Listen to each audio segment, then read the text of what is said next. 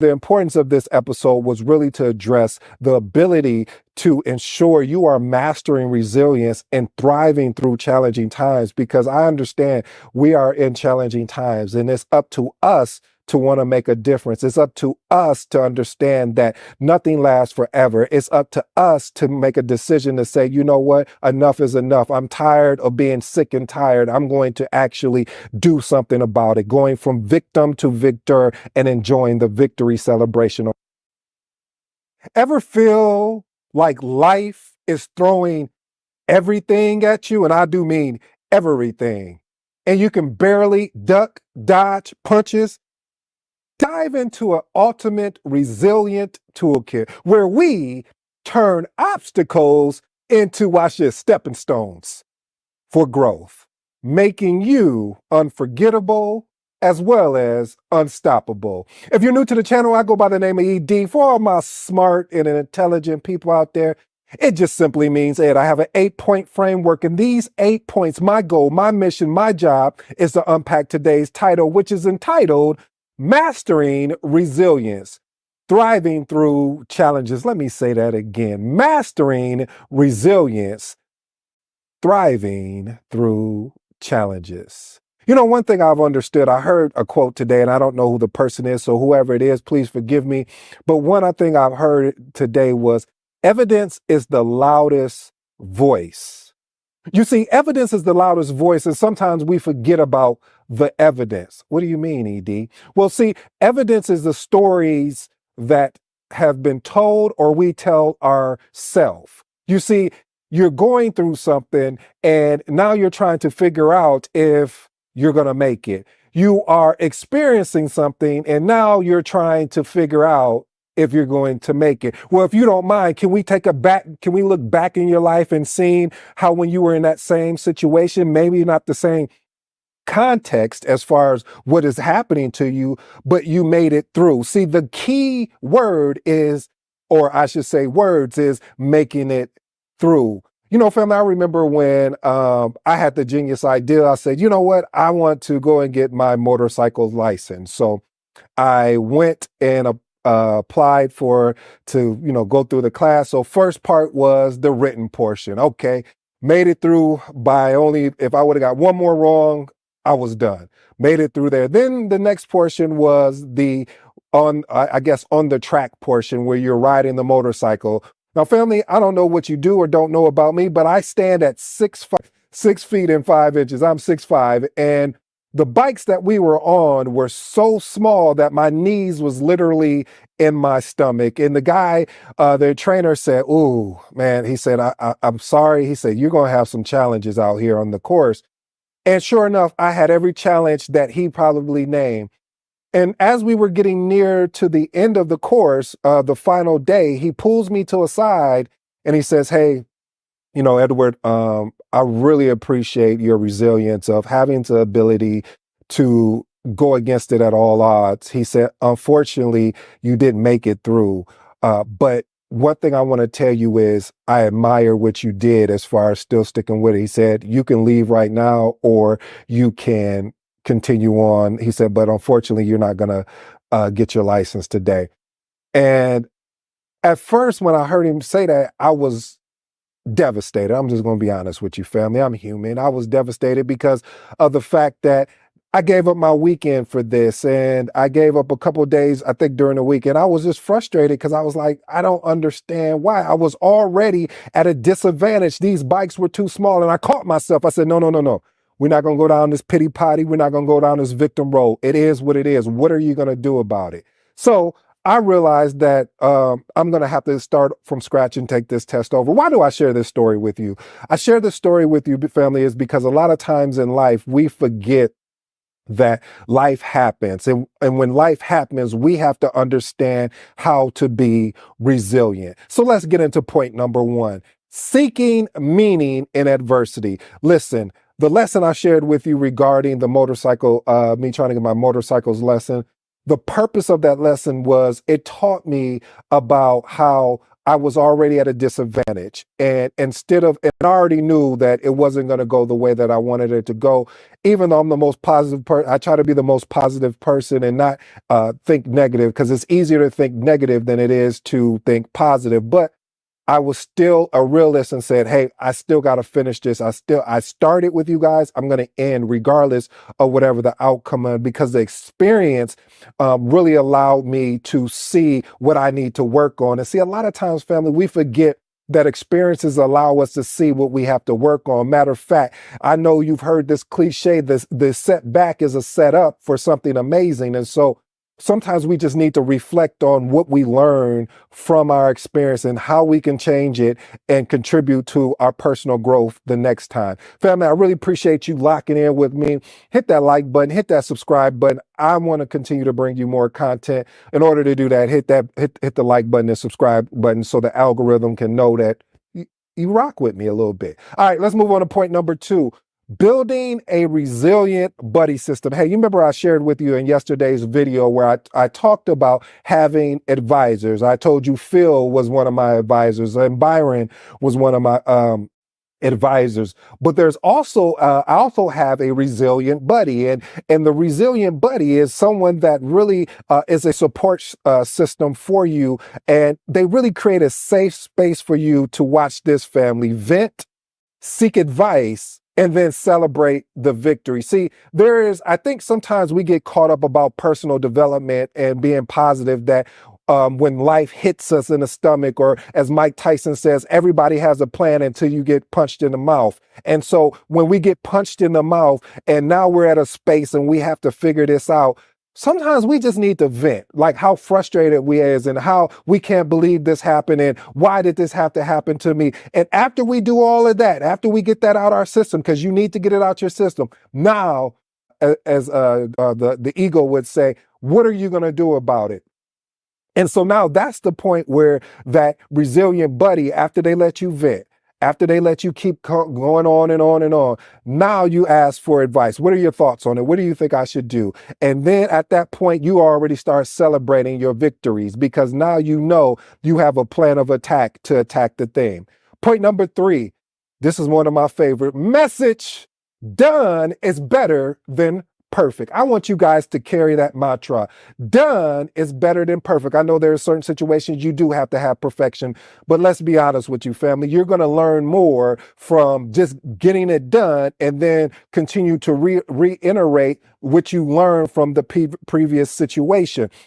So perfection sometimes is a crippler. Why does it cripple people? Because they're so nervous of even getting started, because they don't believe it's going to be perfect, because then they start doing a comparison model. A comparison model looks like, oh, I see you doing this and I want to do it, but I'm not like you. Of course, reason why we're not the same, because you have a different gift. You have a different skill set that the world truly needs. So instead of just focusing on trying to be perfect, get started. When you get started, you have an opportunity that most people won't take advantage of. You have an opportunity to walk into the greatness that you've been blessed with. So, family, focus on getting started. Here's a tip. I'm going to help you with this, because this is one of my favorite. I had to learn this too the hard way, because I was such a perfectionist. Like, I wanted all the T's and I's to be, crossed appropriately. But I learned it was hindering me in a sense, because I wasn't moving forward. I was just getting stuck, or I was just running around in a circle. So here's a tip.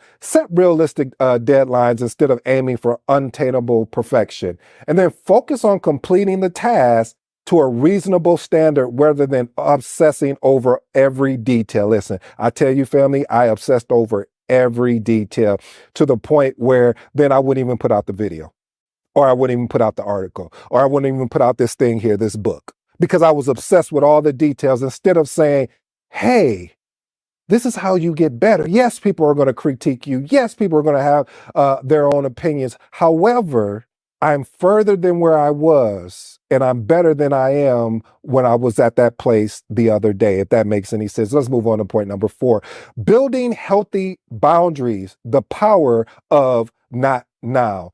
family, if you're an overachiever, meaning you're somebody, or I shouldn't even say an overachiever, if you're somebody that is always wanting to help, if you're somebody that you live a selfless life, what that means is basically you're always there to contribute. You're always there to collaborate. There's some points though, family, you have to understand that you need to focus on you. You need to take care of some of the things that you need to do, the things that you made a commitment to complete. Because if you don't, then you're going to be further behind, and you need to learn how to protect that energy. There's many times that, I've been in situations where I was like, man, I probably should have said no, because it's setting back these other things that I already have in motion, or basically you're taking on so much and now you just feel so stressed out because of the fact that you're burnt out, because you're trying to be everything to everybody else except taking care of you first, so you can be a beacon or be assistance to everyone else. Here's a tip: practice assertive communication. Communicate your boundaries politely but firmly. Suggest an alternative time if appropriate. Like, for instance, if you're swamped, say, hey, I'm swamped right now. Would you mind connecting, and give a date and time? Hey, can we connect next week, Wednesday around 2 o'clock? Would that work for you? Of course, because somebody needs something from you. So don't put yourself don't get in a position where you're so stressed out that you can't even focus on you. I always say, that's why I love this. That's why I love the cliche, in a sense, where when you're on the airplane, they always tell you put the mask on you first. The general reason why is so you can help someone else. So family, first help yourself so you can be the person that can contribute and collaborate with everyone else. But you first have to help yourself so you can be your best version when you're helping that person. Stop going into situations where you're feeling burnt out and you're already exhausted and you're trying to help someone else. I don't even think, now that we're talking about this, I don't even think it's fair to the person you're assisting, because you're not giving your best version of yourself. You're giving a substandard, and that's not fair to the person that is entrusting you with the assistance that they need. Point number 5. This is a touchy one. I know what I'm about to say.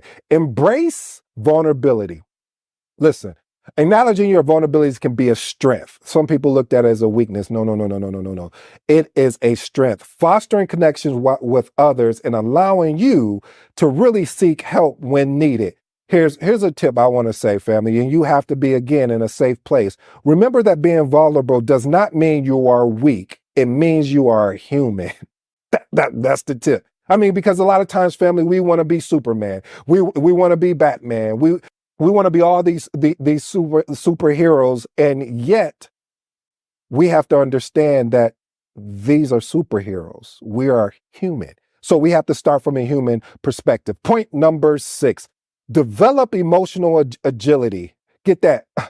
Bounce back. I don't know why I did that. It just felt good.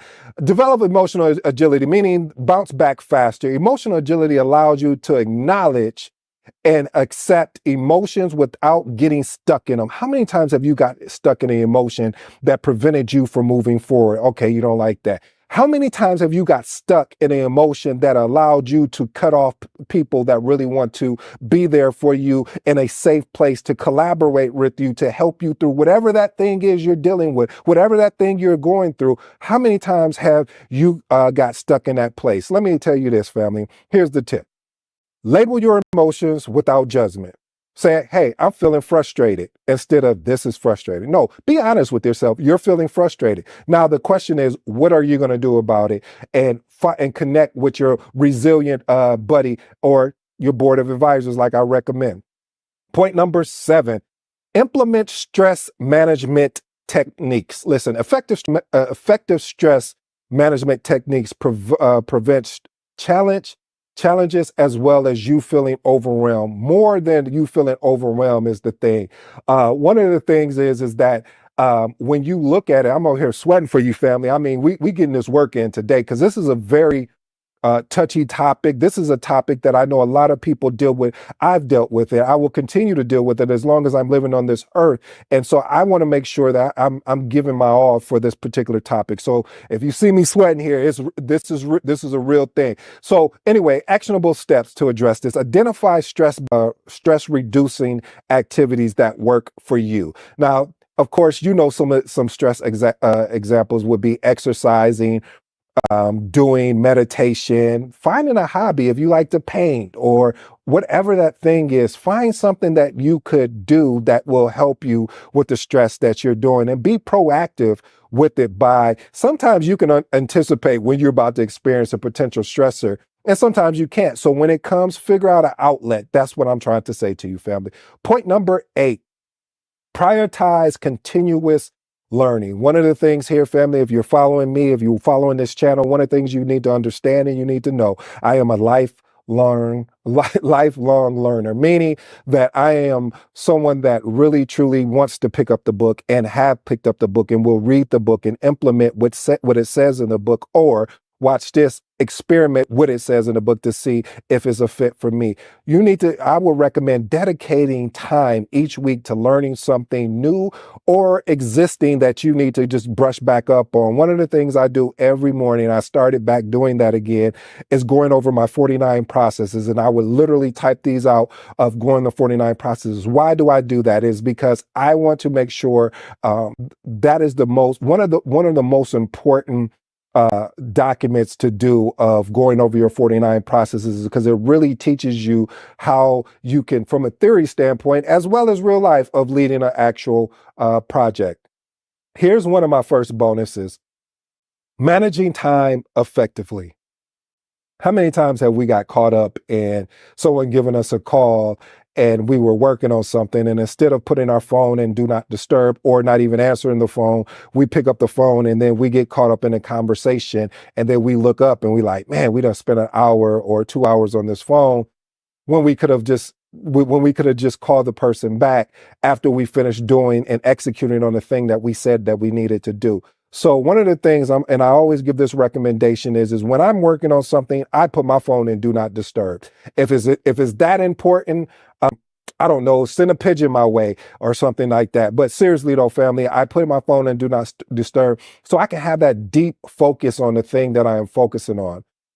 All right, family, here's my 3 closing remarks. And I want to be clear about these closing remarks, because the very first one I'm going to start with, I know a lot of people struggle with it, because I've struggled with it. Not saying that everyone is like me, but I've watched it when I've coached and I met with people, that done is better than perfect.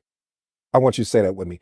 Done is better than perfect. Again, perfectionism can be crippling.